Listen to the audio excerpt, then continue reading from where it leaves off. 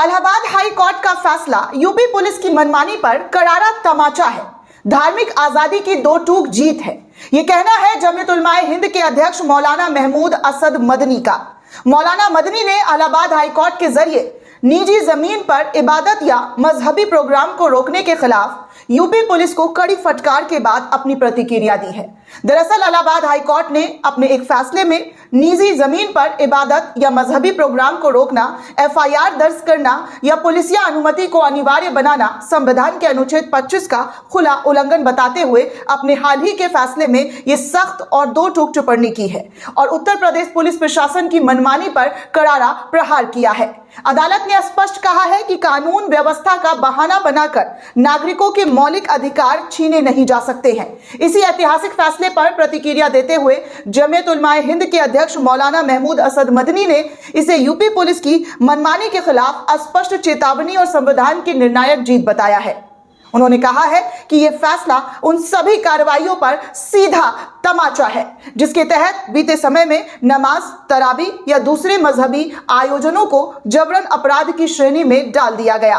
मौलाना मदनी ने आगे कहा है कि हाल ही के महीनों में खासकर उत्तर प्रदेश में सिर्फ इबादत करने के चलते लोगों पर एफआईआर दर्ज की गई है, गिरफ्तारियां हुई हैं और निजी परिसरों तक के पुलिस ने दखल दिया है। धार्मिक गतिविधियों को जानबूझकर कानून व्यवस्था का संकट बताकर पेश किया गया, जबकि सच्चाई ये है कि ये सब संवैधानिक अधिकारों को प्रशासनिक विवेक के अधीन करने की कोशिश थी।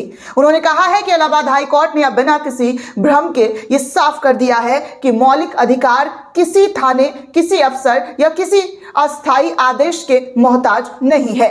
देर आए दुरुस्त आए की तर्ज पर आया ये फैसला प्रशासन के लिए एक सख्त संवैधानिक दिशा निर्देश है कि धार्मिक स्वतंत्रता पर मनमाना अंकुश अब बर्दाश्त नहीं किया जाएगा। रमजानुल मुबारक के करीब आने का जिक्र करते हुए मौलाना मदनी ने कहा है कि इस पवित्र महीने में तरावी और सामूहिक इबादत आस्था का अहम हिस्सा होती है।